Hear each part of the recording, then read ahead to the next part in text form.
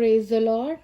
आज प्रेज। हमारे यहाँ पे बिशप गीता जी और पॉप एंड हाई प्रीस्ट गुलशन सिंह जो कि राजा भी हैं, जैसे राजा दाऊद और राजा शाऊल का अभिषेक किया गया था उनके सर पे तेल डाल के, वैसे इनका भी दर्शन के द्वारा तेल डालकर राजा बनाया गया है इनको।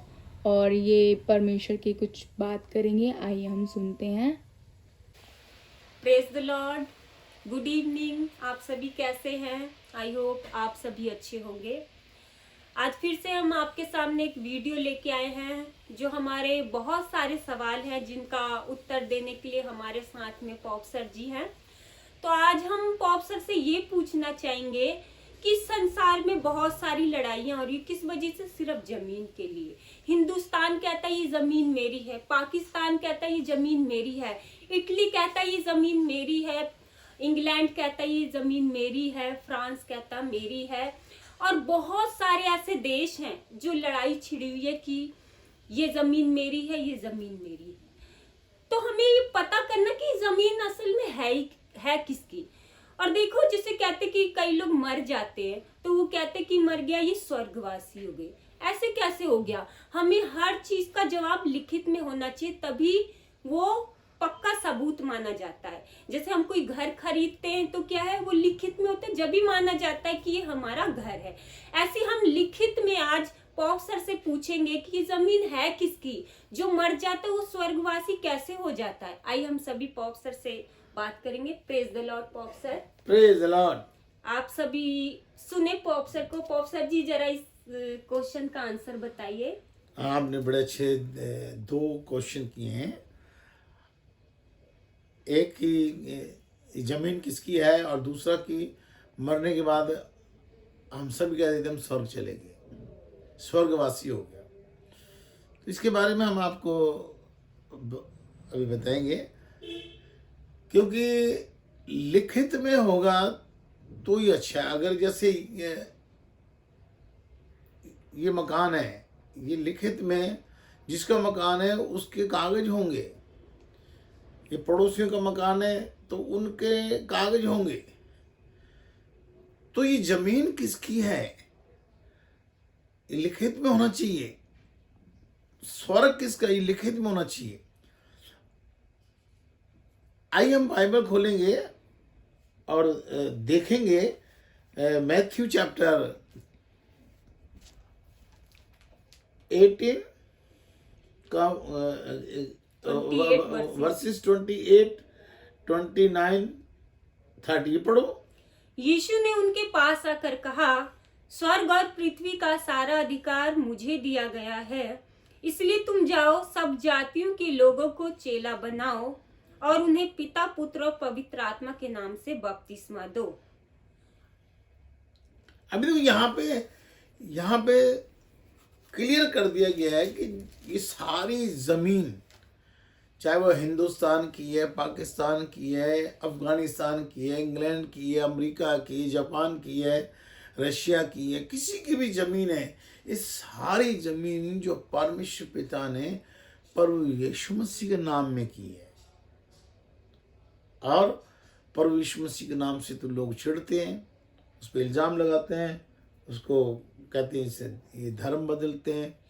जमीन तो उसकी है, इसमें लिखा हुआ है बाइबल में। मैं तो कुछ नहीं कर रही, मैं बाइबल मैंने नहीं लिखी, मैंने तो नहीं लिखी। आपने पढ़ा? एक बार फिर दोबारा से पढ़ के बताओ। मत्ती 18 का 28 पढ़ो। 28 का 18। 28 मत्ती 28 का 18 पढ़ेंगे। यीशु ने उनके पास आकर कहा, स्वर्ग और पृथ्वी का सारा अधिकार मुझे दिया गया है। हमें यहाँ पे सारा अधिकार प्रभु यीशु मसीह को दिया है। अब जैसे हम कोई भी काम करते हैं, मैंने भी प्रभु यीशु मसीह को जब माना, हालांकि वरदान आता है तभी हम प्रभु यीशु मसीह के पास आ सकते हैं, पर उसके बाद भी हम जांच पड़ताल करते हैं। तो जब हमने जांच पड़ताल की कि हम प्रभु यीशु मसीह को माने, वो है कौन, तो प्रभु यीशु मसीह जिस जमीन पे हम लोग चलते फिरते हैं, रहते हैं, वो प्रभु यीशु मसीह की जमीन है। चाहे वो संसार में कहीं की भी है, तो कागज है उसके। ये बाइबल संसार में हर जगह है, हर भाषा में है। तो ये सारी जमीन प्रभु मसीह की है। और मरने के बाद लोग कह देते हैं कि स्वर्गवासी हो गए। स्वर्ग और पृथ्वी का सारा अधिकार प्रभु यीशु मसीह को दिया गया है। किसने दिया? परमेश्वर ने दिया है। परमेश्वर पिता ने प्रभु यीशु मसीह को सारा अधिकार दिया है। अगर आप मरते हो तो आप जब भी स्वर्ग में जा सकते हो जब प्रभु यीशु मसीह आपके साथ है, क्योंकि मालिक प्रभु यीशु मसीह है स्वर्ग का। अगर जो आप ये बातें नहीं मानते, जैसे इल्जाम लगता है कि ये पैसे दे के, लालच दे के धर्म परिवर्तन करते हैं और चर्चों को भी तोड़ देते हैं, उन चर्चों को ये अपना कोई उल्टे सीधे काम करते हैं, तो इसकी सजा क्या है? इसकी सजा बाइबल में लिखी हुई है। दानियल की किताब हम पढ़ेंगे, दानियल अध्याय 5, दानियल चैप्टर 5 में का अध्याय 3 पढ़ेंगे। तब जो सोने के पात्र यरूशलेम में परमेश्वर के भवन के मंदिर में से निकाले गए थे, वे लाए गए और राजा अपने प्रधानों और रानियों और रखेलियों समेत उनमें पीने लगा। वे दाख मधु पी पी कर सोने, चांदी, पीतल, लोहे, काठ और पत्थर के देवताओं की स्तुति कर ही रहे थे कि उसी घड़ी मनुष्य के हाथ की सी कई उंगलियां निकलकर दीवट के सामने राज मंदिर की दीवार के चूने पर कुछ लिखने लगी और हाथ का जो भाग लिख रहा था वह राजा को दिखाई पड़ा। पढ़ो। उसे देखकर राजा भयभीत हो गया और वह मन ही मन घबरा गया और उसकी कमर के जोड़ ढीले पड़ गए और कांपते कांपते उसके घुटने एक दूसरे से टकराने लगे। अभी देखो, अगर जो आप परमेश्वर के बेटे की जमीन पे अपना अधिकार लगा के बैठे हो, या वो कुछ नहीं कहता, उसने किसी को नहीं कहा कि तूने अमेरिका क्यों बनाया, तूने इंग्लैंड क्यों बनाया, तूने जापान क्यों बनाया, वो कुछ नहीं कहता। आप और हम उसकी ज़मीन पे आए, अपने अपने कागज लेके अपने अपने घर बना के बैठे, वो कुछ नहीं कहेगा। पर जब आप उसको परेशान करोगे, अब यहाँ पे एक राजा है, वो परमेश्वर का भवन तोड़ के उसके सारे सामान बर्तन वर्तन लिया के उसकी बेइज्जती कर रहा है, उसमें दारू पी रहा है। तो परमेश्वर के हाथ की उंगलियां आती हैं और दीवार पर कुछ लिखना शुरू कर देती हैं अलग भाषा में, उसको नहीं समझ आ रही वो। तो उसकी कमर के जोड़ हिलने लगे, घुटने टकराने लगे, कपकपी शुरू हो गई। भाई ये क्या है? अब वो जो ऊपर लिखा है दीवार में वो किसी को नहीं समझ आ रहा। तो उसने बड़े पंडित जोशी सारा कुछ बुलाया, अगर हम इसको सारा पढ़ेंगे तो ऐसे लिखा है। तो फिर वही बताते हैं कि आप दानियल को बुलाओ। तो जब वो दानियल को बुलाते हैं तो दानियल क्या बताता है, पढ़ेंगे हम। तब ये हाथ अध्याय 5 का, दानियल अध्याय 5 का 24। तब ही यह हाथ का एक भाग उसी ओर से प्रकट किया गया और वे शब्द लिखे गए। जो शब्द लिखे गए वे ये हैं, मने मने तकेल और उपसीन।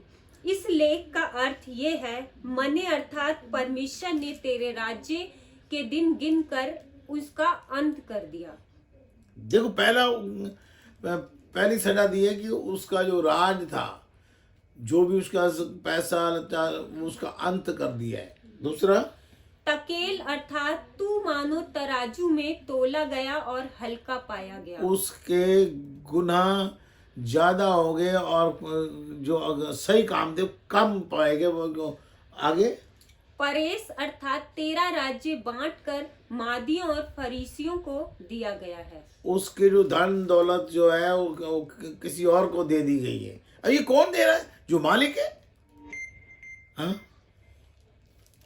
तब बेलशस्सर ने आज्ञा दी और दानियल को बैंजनी रंग का वस्त्र और उसके गले में सोने की कंठमाला पहनाई गई और ढिंढोरिये ने उसके विषय में पुकारा कि राज्य में तीसरा दानियल ही प्रभुता करेगा। देखो अब वो आखिर में वो सुधर गया राजा, और जो दानियल जो है परमेश्वर को मानने वाला आदमी था वो, तो उसकी बात पर उसने भरोसा किया। और जब उसने बताया कि ये जो लिखा है, ऐसा लिखा है कि तेरा राज्य छीन लिया गया है, तेरा सारा कुछ बांट दिया गया है, तो उसने उसके गले में कंठ की माला डाली और उसको ये बोल दिया कि 3 राज्य के बाद ये राज्य करेगा। 3 राज्य के बाद क्या क्या लिखा है? बैंजनी रंग का वस्त्र पहनाए, कंठमाला पहनाए, ढिंढोरी उसके विषय में पुकारा कि मैं तीसरा दानियल ही प्रभुता करेगा। तीसरा दानियल प्रबंध की एक के बाद अगली बार राजा दानियल होगा। हाँ, आगे। उसी रात कसदियों का राजा बेलशस्सर मार डाला गया। देखो वो राजा मार दिया गया जिसने परमेश्वर के बर्तनों में दारू वगैरह पिया, परमेश्वर के वहाँ से जो उजाड़ करके आया था, तो उसको जो सजा सुनी, जो लिखत में आया, उसकी मौत लिख दी। तो परमेश्वर का जो काम है, परमेश्वर की जो जमीन है, परमेश्वर का जो स्वर्ग है, इससे मखौल मत करना, मजाक मत करना। हम मानते हैं कि जिसके पास पैसा है, सब कुछ है, वो किसी से डरता नहीं है, पर परमेश्वर की मार बहुत बुरी है। शरीर में अगर एक भी अंग, अगर छोटी सी फुंसी हो जाए ना, पूरा शरीर की हालत खराब हो जाती है। और फुंसी देता कौन है? परमेश्वर। परमेश्वर देता है फुंसी, परमेश्वर। अब आगे बढ़ो, उसको पूरा करो। एक और दारा मादी जो कोई 62 वर्ष का था, राजगद्दी पर विराजमान हुआ। हाँ, और यहाँ पे क्या पढ़ता हमने? अब पीछे, थोड़ा सा पीछे पढ़ेंगे, यहाँ से पढ़ो। दानियल ने राजा से कहा, अपने दान अपने ही पास रख, और जो बदला। नहीं, यहाँ से ये 34, 5 का 34। वरन तूने स्वर्ग के 5 का 23 से पढ़ो। वरन तूने स्वर्ग के प्रभु के विरुद्ध सिर उठाकर उसके भवन के पात्र मंगवा कर अपने सामने स्वर्ग का प्रभु है वो। हाँ।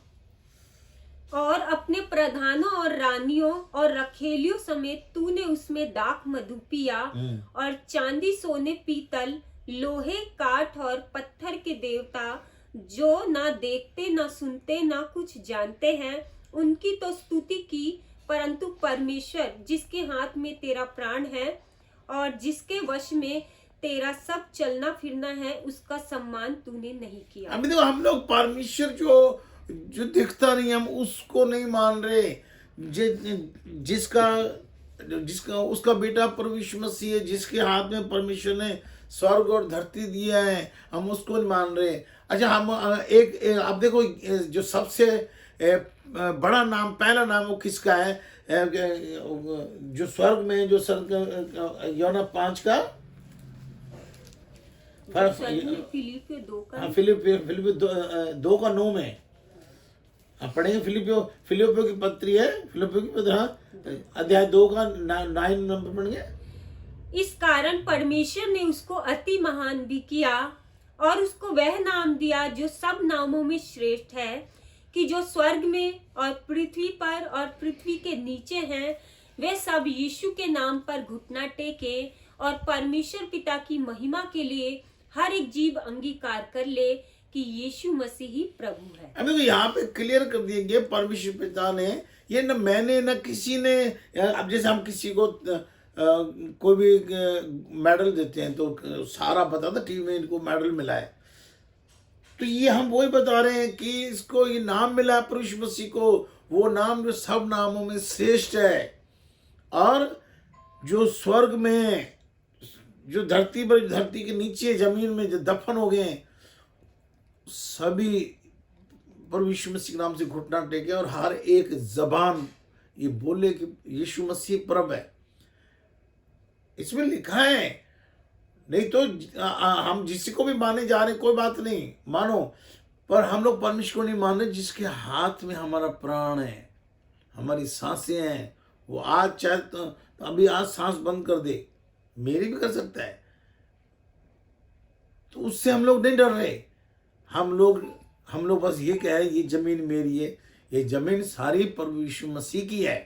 और मैं भी प्रभु यीशु मसीह को इसलिए मानता हूं कि स्वर्ग और पृथ्वी यीशु मसीह के हाथ में है, प्रभु यीशु मसीह के हाथ में है। और इसी में लिखा है न्याय करने का सारा अधिकार भी यीशु मसीह के हाथ में है। योना 5:22 में लिखा है कि पिता किसी के न्याय नहीं करता, न्याय करने का सारा अधिकार पुत्र के पास है। तो मैडम जी, आपको जो आपने क्वेश्चन किया, आपको समझ आया? हाँ जी, देखिए पॉप सर ने बहुत खूबसूरती से, बहुत अच्छे और अंदाज लिखत में बताया है। हाँ जी, लिखत में बताया। सबसे बड़ा सबूत है कि हमने बाइबल में से ये लिखत में बता दिया है कि यीशु मसीह सब कुछ, सबका अधिकार यीशु मसीह के पास है। आपने पॉप सर बहुत अच्छे से डीपली समझाया, लेकिन हम ये पूछना चाहते कि जैसे कि ये तो क्लियर कर दिया आपने कि यीशु मसीह स्वर्ग और पृथ्वी का मालिक है, जो लोग मर जाते हैं वो अपने आप को स्वर्गवासी, लेकिन जिसके पास यीशु मसीह नहीं होता है वो कैसे स्वर्गवासी लिख लेते हैं? वो उनकी गलतफहमी है, वो उनकी गलतफहमी है। फिर बाद में कहते हैं हाय देखो ये उसके बेटे पे आ रहा है, उसकी बीवी पे आ रहा है, इसकी मुक्ति कराओ, इसका छुटकारा कराओ, इसके लिए तो प्रसाद चढ़ाओ। तो फिर स्वर्गवासी कैसे हो गया वो तो भूत आ रहा है उसमें। जो स्वर्ग, अब मैं अमेरिका जाऊं मान लो, तो अमेरिका में जब ही जा सकता हूँ ना कि वहाँ के सारे कागज वगैरह मेरे पास हो, या मुझे वहाँ कोई बुलाए, तो मैं ऐसे कैसे जा सकता हूँ अमेरिका? ऐसे अगर धोखे से चोरी से जाऊं तो रास्ते में बॉर्डर पे कोई मुझे मार देगा और वहाँ पकड़ा गया तो जेल हो जाएगी। तो ऐसे कैसे मैं अमेरिका जा सकता हूँ? तो ऐसे कैसे स्वर्ग जा? यहाँ तो अमेरिका जाने के साधन है, पैदल चल जाएंगे, समुद्र में चले जाएंगे, तैरते हुए चले जाएंगे, कैसे भी चले जाएंगे। वहाँ स्वर्ग जाने के लिए कौन सा साधन है? कोई साधन नहीं हो जाने के लिए। वो सिर्फ यीशु मसीह, जिसके पास बाइबल में लिखा हुआ, लिखत में है कि स्वर्ग का अधिकार और पृथ्वी का अधिकार प्रभु यीशु मसीह के पास है। बाइबल में लिखा पिता यीशु मसीह के अलावा पिता के पास कोई जा ही नहीं सकता। बाइबल में ही लिखा है कि इस पिता के पास प्रभु यीशु मसीह के बिना कोई जा ही नहीं सकता। बहुत बहुत धन्यवाद पॉप सर जी। तो देखिए, जैसे पॉप सर ने सारी आंसर बहुत अच्छी तरीके से दिए, बहुत अच्छे से समझाया। जैसे मुझे बहुत अच्छे से समझ में आया, तो मैं समझ सकती हूँ कि आपको भी बहुत अच्छे से समझ में आया होगा कि ये संसार में जो लड़ाइयाँ हो रही हैं, अगर इनको पता लगे कि जिन्होंने बाइबल पढ़ी है उनको ये पता लग गया होगा कि सारा अधिकार यीशु मसीह के पास है, तो इस संसार में लड़ाइयाँ ही नहीं होगी। जिसको पता लग जाएगा मरने के बाद स्वर्गवासी किसके आगे लिखा जाता है पीछे, जिसके पास यीशु मसीह। जब सब कुछ यीशु मसीह है तो ये लड़ाइयाँ क्यों हो रही है संसार में? हमें पॉप सर ने बहुत अच्छे से बताया। तो हम आगे भी आशा करते हैं कि आने वाली वीडियो में बहुत सारे ऐसे सवाल हैं जो आपके मनों में, दिमाग में चलते हैं। पॉप सर के द्वारा अगली वीडियो में बहुत सारी जानकारियां लेके जाएंगे। धन्यवाद। Praise the Lord. Praise the Lord. Hallelujah.